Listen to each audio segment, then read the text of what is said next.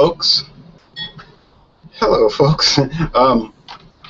Tonight we are examining Dos Equis Especial. Now we're in gear. Dos Equis Especial, and so far we have from the South, Jean, who froze up in Alabama, myself, who I hope doesn't freeze up in Louisiana with Louisiana Beer Reviews. We have Massachusetts Beer Reviews, Thomas Meadow. Good evening. We have Zone 1 with John Sharon from Indiana.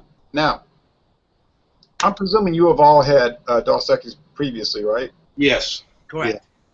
Yeah.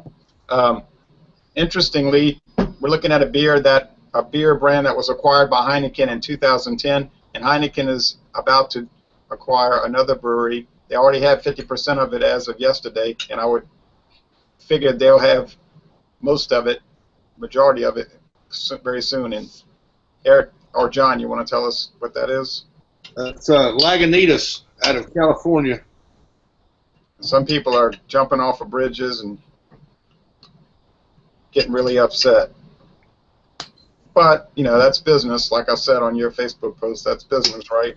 That is. That's what it is. It's just a business decision. And, you know, and I'm sure, I'm not 100% positive, but I think a lot of these little breweries like that's opening up just hoping that one day they can be bought out by these bigger companies. I mean, it's like if you hit it off with a good beer, it's like a winning lottery ticket. That's right. $50 million cannot give you a lot of spending money. Now, if I'm not mistaken, wasn't they the fifth largest seller of craft beer last year? They were pretty big, from what I understand. And Cuauhtémoc Moctezuma over there in Mexico was big too, and they got bought out. But that's just how business works. You know, you see food companies they buying each other out all the time. Like Heinz bought out Kraft over the summer. Yeah, Jean had a little. The television Rambler had a little problem. Okay, now Are you guys talking about the Heineken and the Lagunitas thing? Lagunitas? Yeah, we were just finishing that up. Yeah, Lagunitas. Sure. We're just saying, you know, it's companies buy each other out. Now, this beer, Jean, you've had it before, I'm sure, huh? Yes, I have. Okay, now, I think the Dos Equis and Cuauhtémoc Moctezuma, which is Heineken Mexico, I don't think those two websites give you really the ingredients of the beer. They just say it's 4.3, and maybe they might say on the Heineken USA website what the IBU is, though, if somebody wants to look that up. I didn't think about that.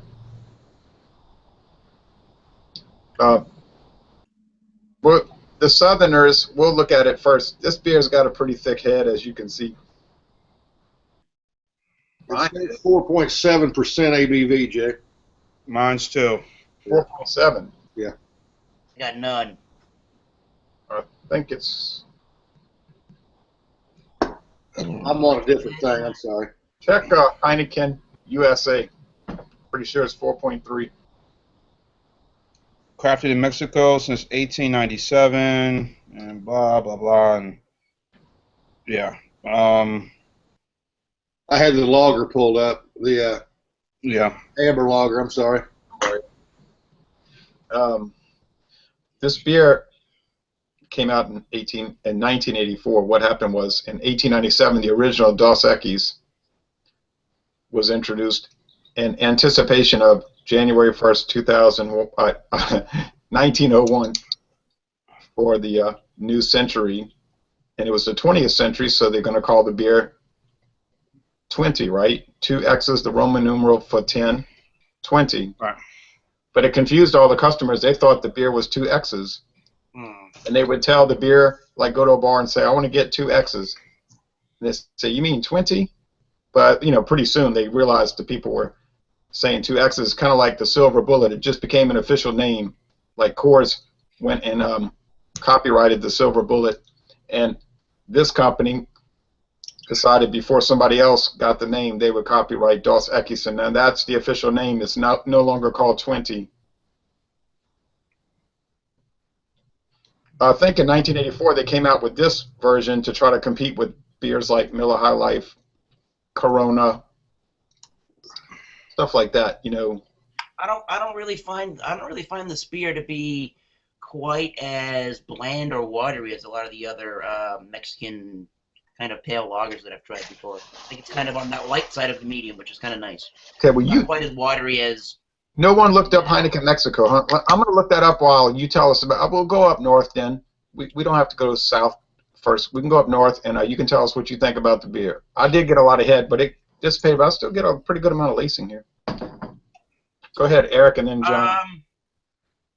I mean, I don't know what it is, but I seem to enjoy a lagered beer that's in a green bottle. I don't think that that's just because it has skunky flavors that may or may not be enjoyable to some, but that, for whatever reason, it reminds me a lot of.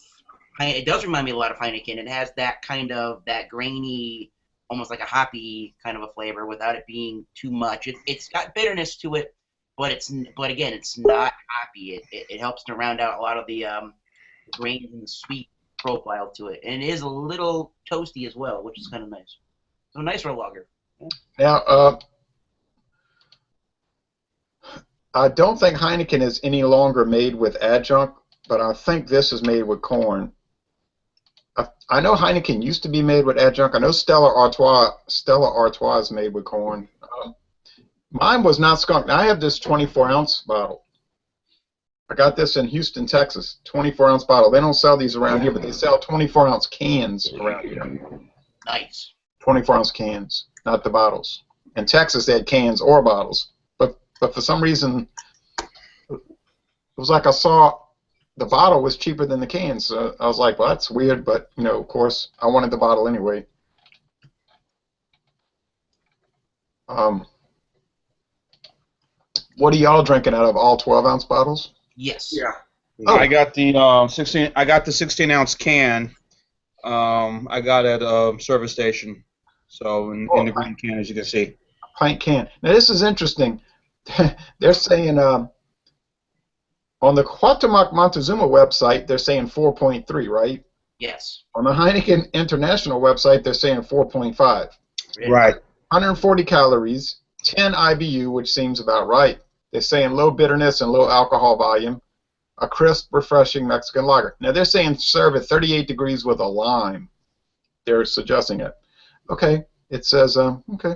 All right. So would that 2% ABV be a difference between what they brew and sell in Mexico to what they brew and sell here in the United States?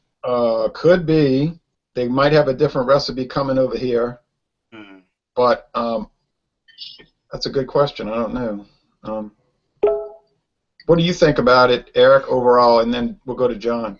Overall, I like this as a pale lager. Again, it does remind me a lot of Heineken without a majority of that really that kind of that hoppy bitterness you get from European lagers. I think as far as if I wanted to go to a restaurant and eat Mexican food, I think I might choose the Ambar or even Corona. I think this might be a little. I mean, it's not really that heavily oriented of a beer, but I think I'd rather have a little bit, either a darker beer or a little bit lighter beer to go with food. But I'm sitting at home watching the Patriots tomorrow. I will drink one of these. Oh boy. Hey, now, it's too bad y'all couldn't get that Bohemia. I think I did see it, 2 weeks after we did the Pacifico. I think it was either the Pacifico beer we had done, or was it the other one, the Soul. I think I saw it at Rouse's, and I didn't really pay much to it. And that's when things kind of got a little crazy hairy for me. But I think I did see it somewhere, but at Rouse's, that Bohemia. And I remember mentioning that you were going to do a review of it. So I was like, yeah. What happened was no one showed the night I did the examination because no one could find it. Yeah. So what I did was there was just zero information about that beer anywhere on the internet. Almost none. I know. What I did was I turned it into a revisit. I did a revisit review, and then the next day my friend Paul called me, and he said, well, let's do an examination. So we did. Now, is that available in New Orleans, Jay, Bohemian? Yes, I bought it. I muted John, just because I want to see where the echo's coming from. Okay, John? That's fine. We'll check. Now, I bought this in Metairie, Louisiana, which is right next to New Orleans. It's the city just west of New Orleans, and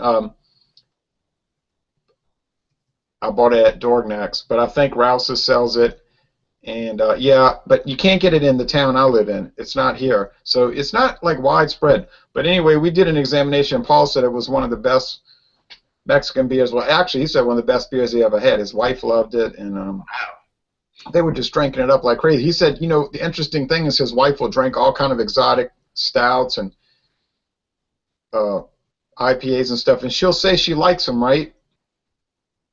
But then she'll never finish the glass. She'll say, "You finish it."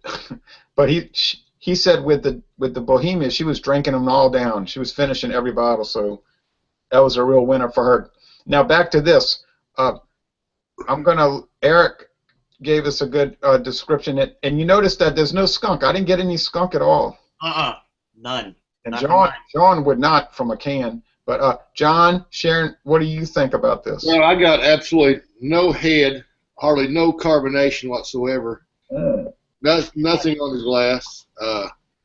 I think I got to think it's a little watery. That's just me. I get a little bit of malt on it, but I also kind of get that little bit of hint of the Heineken taste in the background. But I mean, overall, I think it's a pretty good beer. I think it would fare real good with some real good enchiladas. I'm a big enchilada guy, but I'm really enjoying the beer. I've not had it for a few years, so. I was putting the rest of my bottle in the fridge. I was listening to you, though. Enchiladas. Oh, yeah, like with green sauce. Yeah. Christmas style. Yeah. It's smooth as heck, though, ain't it? Yeah, it's very smooth. Very smooth. Like a light beer, I guess. So. I would be But, surprised. you know, with no head on that glass, it looks like Keystone Premium. You know how that beer, that Keystone Premium, man, you would pour that stuff in and be like. I don't think I've ever had that. Oh. Haven't. You're not really missing. I'm not missing anything. Good. Not really. I was in Kentucky last year and I saw some, but it was a 24-pack suitcase and they wanted so much money for it. I said, "Y'all are crazy." I mean, I was thinking that to myself. Y'all are crazy. Yeah, that's not the gold can, because the gold can's older, isn't it? The gold and red. It used to be red and gold, but now it's just red and white. Yeah. It's all about Keystone Light, Keystone Ice. That's their big seller. Right. You can't find the premium. Yeah. I can't find the premium here. Even in Alabama. Okay. No, you ain't going to find it. Now, and here's even a bigger challenge. Try to find Keystone Light in a bottle. I've never seen it. No, never. Now you can find Keystone Ice in a bottle, but it'll be a 40 ounce or a 32 ounce. Yeah. But it's still in a bottle, you know. Now, TV Rambler, what do you think about it? Well, I mean, I've had the Suckies before, you know, and especially, you know, and you know, it's all right. It's nothing special, nothing fancy about it. You know, like I said, I have very little lacing. You know, not as carbonated as the other Mexican beers that we've tried. Well, I don't have none in mine. Maybe my can. I don't know. Right, but Wow. Like a spider web. Okay. I'm just it's okay. I mean, it's not, you know, like I said, it's not something that, you know, I would we'll probably go and listen. Hearing Eric, I kind of would agree with him about the Amber. I think the Amber had a little more flavor to this one. Amber, excuse me, had a little more flavor to this one than this. But like I said, it's an okay beer. It's I don't know what it is. It doesn't have. I wouldn't say it's bland, but it's kind of somewhere in between of, you know, the bland and okay and good, you know, for me. There we go. Hello, Tony. So. You know, I agree with what John said, it's I'm between that bland and just okay with it. Mm-hmm. Okay. Well, Keone, what do you have? A can. Okay. He's got a 24-ounce can. Yeah. You've had this before, eh? Yeah. Okay. Tell us what you think about it. He went run to the store. We caught him at the swimming pool. Oh Lord. He said, "Oh Lord, I forgot the examination." So he lives close to a store, apparently. Huh. Definitely tastes like a adjunct lager, but it tastes pretty smooth, a little different. Pretty refreshing, especially on this hot summer day, for sure. 95 degrees. 93 in Boston. San Diego and Boston. Well, man, this heat wave. Well, Keone, you think it would go well with something like chimichangas? Hey. Yeah, definitely. It's very smooth, though. The beer tastes kind of like watered down. I don't know if it's just me or what, but No, I believe it's a little watery. huh. What did I You're say? saying What similar percentage is things, this again? Keone. Similar things.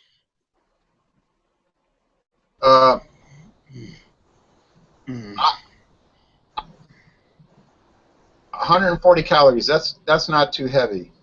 Not at all. Not at all. It doesn't Yeah, even it feel tastes that very heavy. light to me. Well, let me go get my bottle because I have it in the fridge, and then I'm going to tell you what I think about it. How much did you pay for that big can, Keone? $3.19. Whoa.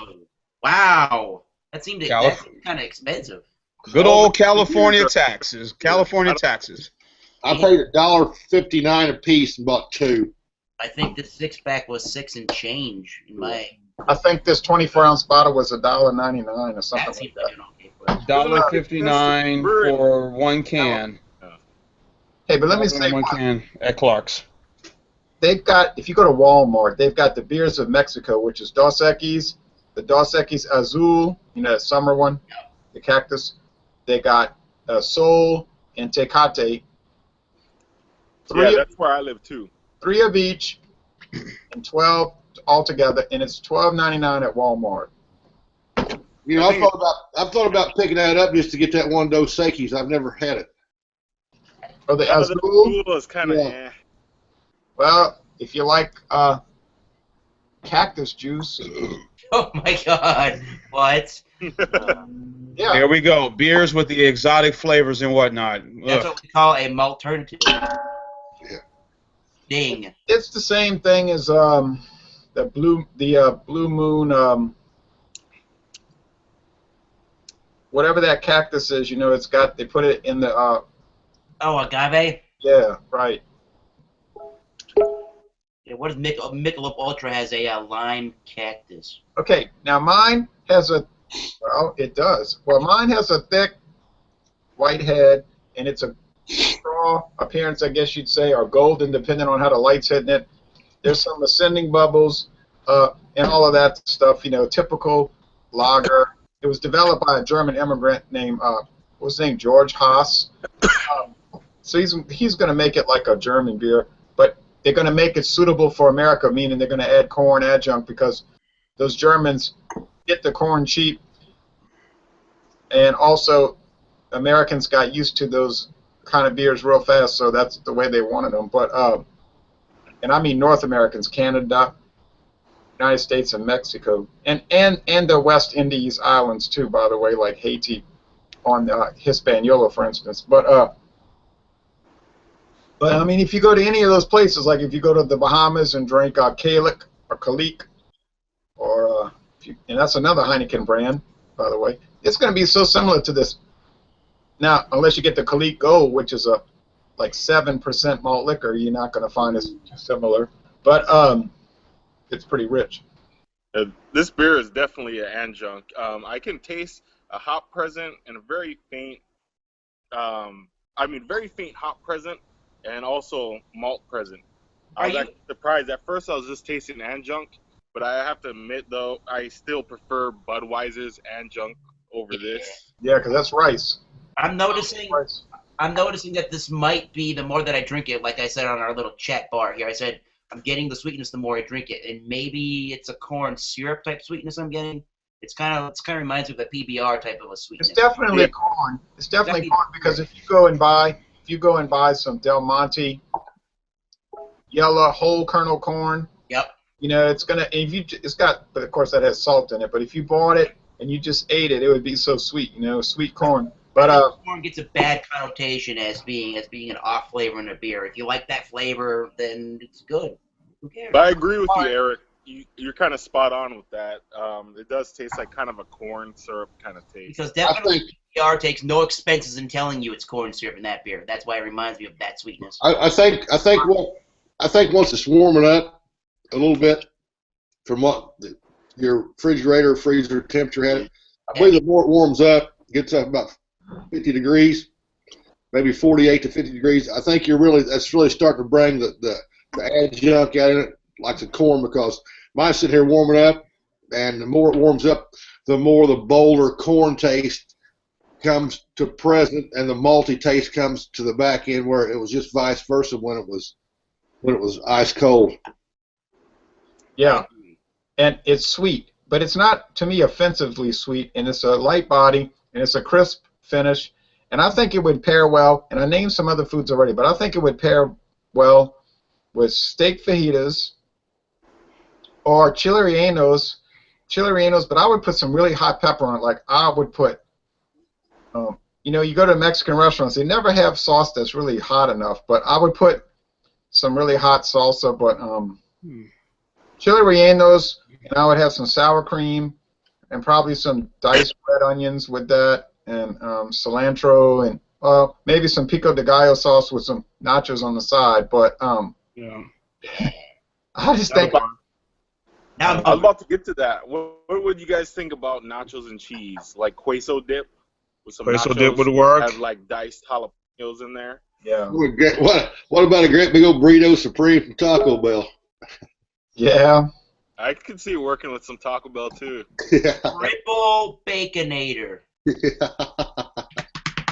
Well, I think it would pair well with a whole lot of food because it's not too strong in the flavor, it's not too bold, and so it's not going to interfere with the food. If you drink a wheat beer and it has all those banana and bubble gum and coriander flavors, I find it ruins the taste of the food and the beer because they're like conflicting with each other. Yeah, I'm not a very big fan of wheat beers, that's for sure. Yeah, I'm not either. I'm not big on wheat beers. That's a lot of times when we go to all these breweries and stuff that serves dinner, I watch what I eat to what I drink because it can just, like Jay said, it just throws the taste off so bad on. You don't want to pay for something and taste this great big hoppy beer, and then all of a sudden you go, ooh, the food's not very good.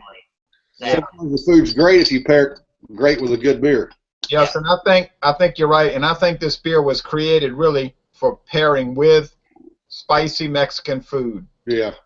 I really do. Now, Mexican food, Caribbean food, no matter what it is, anything spicy, it's perfect. Yes, and I understand people say when you go to Mexico itself, they don't really eat that spicy of food. Well, I don't know. I've been to Mexico, and when I went to Saltillo, it was pretty salty, but I usually go to Mexico along the border, and I guess they're catering to Americans, Tex-Mex, but it's hot, and I don't care. I like it.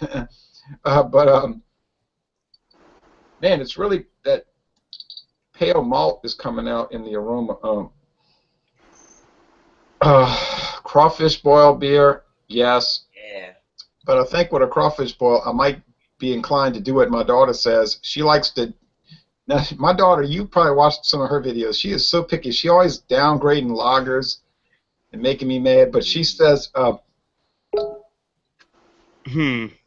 her favorite thing to drink with boiled crawfish is Bud Light Platinum, 6%. Malt. That's a malt liquor. But Yes, I guess.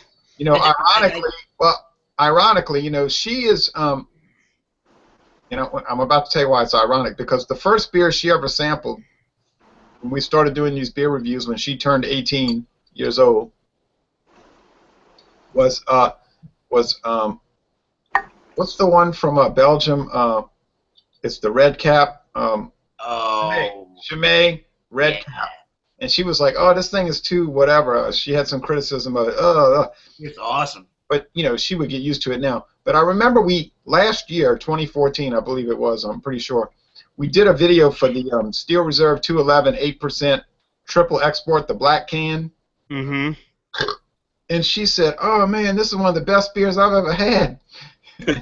And I was thinking, wow, some people, if they watch this video, are going to get very angry with your comment. But it's funny because she does no research on the beers, right? That's good, actually. Yeah, so she doesn't have any preconceived prejudices. She doesn't care who makes it. She doesn't care who owns it. She just tastes it, and if she likes it, she'll brag on it. So we did the Steel Reserve Black Can, and she was like, "Man, where can I get this? I want to share it with my friends. It's one of the best beers I've ever tried." And she's tried all these other ones, like from Belgium and you know, England. But it was so comical to me. But it was interesting. But back to Dos Equis. Hey, let me jump in here on this. We went to the local convenience store the other night, picked up 240s of Magnum. Oh, Magnum, okay. And actually, there was 3 people with us. I think 2 or 3 people that's never had it. They think, you know what they said? "Oh my God, what a tremendous beer!" And I've always said that you could take that and put that on a gas tap, and give free drinks to everybody in a craft beer brewery, and I guarantee everybody would just shit their pants if they knew what they was drinking. Yeah, Jim Miklikowski, he used to do a lot of malt liquor videos back around 5 years ago, and he I remember he was doing a video for it might have been St. Ides High Gravity, or it was Schlitz Gold Bull VSL, and he was saying, "Wow, you know, that I have actually tricked craft beer people," which we're all craft beer people too, you know. But you know what I'm talking about, the people with the bad attitude. Yeah. That he poured that in there, and they were like, "Oh, what's this? Oh, it's a high gravity lager, 8.5% or 8%." They were like, "Oh, it's so exquisite," and they were describing all the details in it and how wonderful it was, and he was like, "It's St. Ides," and they were like, "Oh no, I can't drink beer anymore. I give up my hobby," you know. But it was funny.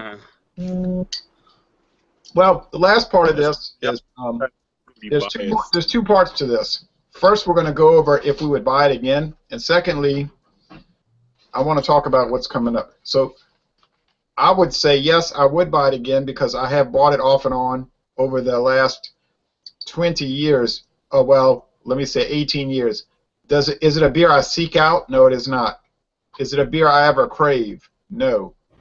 But I would buy it. I would buy it, and especially in the mix pack, the beers of Mexico. So I don't have any problem with it. I don't adore it, but it's like Laverne and Shirley. If it's on, especially the first 2 seasons, I'll watch it. You know.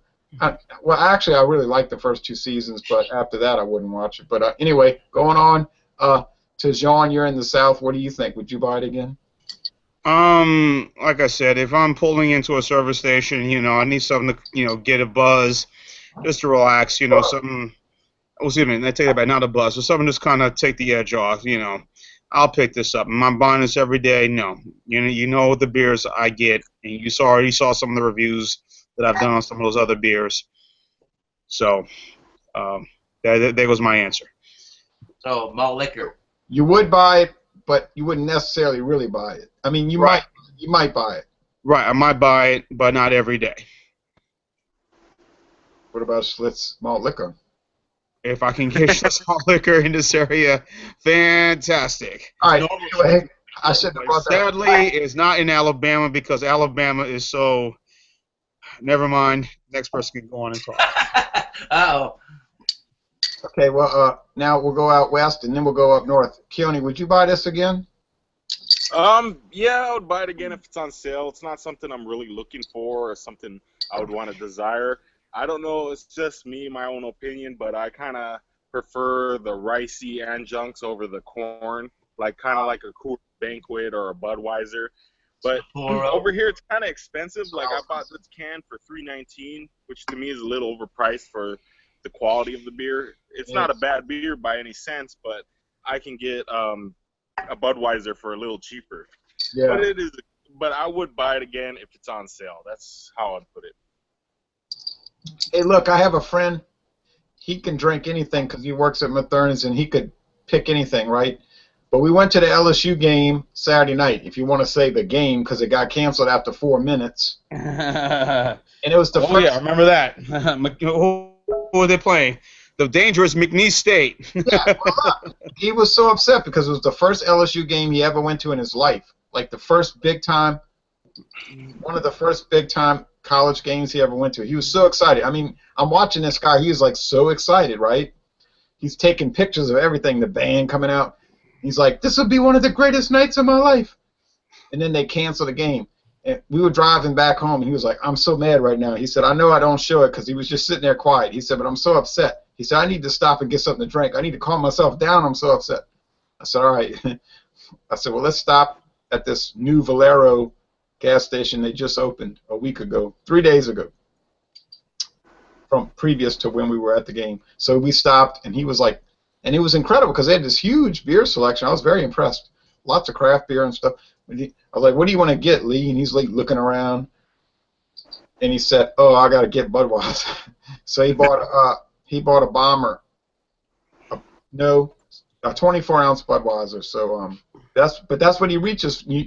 That's what put that in my head, Keone, because he always reaches for Budweiser because that's like the perfect beer for him when he's like kind of needing it. You know what I mean? But anyway, he loves it. All right, this weekend is all about the NFL and two. All right, well, okay, well, maybe. All right, now, so I would buy it again, maybe, but I know I will buy it again. I love the label. It's a sharp-looking label, man. I got to give it that. Yeah, I have the what's it called? The Full Moon Party label. Oh yeah. Now, so Keone might buy it again. And the last two Northerners, we have John and Eric. John and then Eric. Will I buy it again? Yeah, I'm like you guys. It's nothing that I'm going to go out of my way to seek out unless somebody wants to do another review on it. Would I buy it? Yeah, I'd buy it again. I mean, probably if I was at a Mexican restaurant or a Tex-Mex restaurant and they had it on draft or something, I'd probably pick it up. But it's nothing I'm not going to seek out and buy. But if it's made available, I'm going to drink it. Or somebody's having some kind of a taco night at your house, I don't know if I'd pick these up, but I'd definitely pick up something. But these would be under consideration if they was cheap enough. So. Yeah. And then Eric. I bet we're all sounding like a broken record at this point in time because I'm pretty much exactly in the same boat as everybody else. It's not something I'm going to go to the store and be like, ooh, Dos Equis, I need to buy it. Actually, I think if you refer back to our standby beers, as far as green bottles are concerned, if I see Carlsberg, most of the time, for whatever strange reason, I pick up Carlsberg. Like that's the holy grail of cheap kind of lager beer. But I actually think, as far as the Mexican type lagers are concerned, well, I think I would pick up Modelo a lot more than this beer, to tell the truth. But there's nothing wrong with this beer. Nothing tells me it's a bad beer by any stretch of imagination. But if I want to introduce somebody to Dos Equis, I would pick it up. Sure. There's nothing offensive about it. Absolutely nothing's wrong with it. Nothing offensive about it. I think out of all the Dos Equis, if I'm going to be picking one up, I'll be looking for the Dos Equis Amber. Yeah. I agree. Me Enjoy too. that one. Me too. Oh yeah. It was There's no probably doubt about that. I bet you we mentioned it before, or maybe I did in one of our previous Wednesday nights, but just like the craft beer guys that seem to not really, sometimes people don't really repeat buy a lot of beers. There's so many different beers to choose. You don't always just want to go and gravitate towards what you normally, what you kind of like. But I mean, some people have normal beers that they really like to have as, an everyday sort of a drinker after work or whatever. And I don't know if this one would be choice. Yeah, and when I went to Walmart 2 days ago and they had Steel Reserve 6% for $3.99, and they had y'all still hear me? Yeah. And they had Busch Signature Copper Lager for $7. Oh, excuse me, $4.79 for a 12-pack. What am I saying? A six-pack of the pints. Right. I bought the pint cans. You know, the Just like 16 with ounce Steel. cans. Steel Yeah. Reserve was $3.99, and the Busch Signature was $4.59 or $4.79. So I bought two of those. You know, I bought a 6-pack of each. And those are really good standby beers. I'm just bringing it up because you mentioned standby. I really enjoy the Busch Signature series. I hope it's not one of them old beers we call legacy beer that doesn't go away sooner than repaired. I enjoy one every once in a while. Yeah, and at 5.7% alcohol, you're getting the smoothness, but you're getting a pretty decent alcohol hit. Yes. Not a great one, but a I deep haven't one. tried those yet. Those sound really good. Yeah, it's they roast the malt to get them kind of dark looking, you know, but it's not really a dark beer. It's kind of like a Newcastle Brown Ale type look.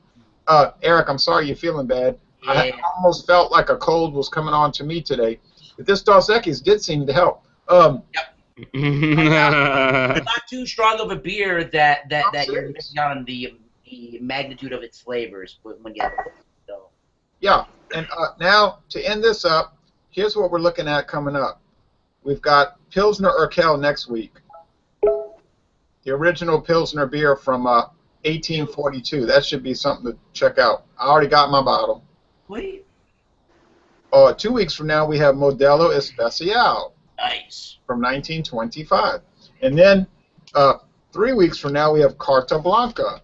That might be difficult to find for some. 1890. 1890. Yeah, that could be a problem. We have it at Rouse's, Casablanca. So I'm gonna have to find that one. I don't know if I can. Good. I don't want to do it alone again. thank goodness for Rouse's.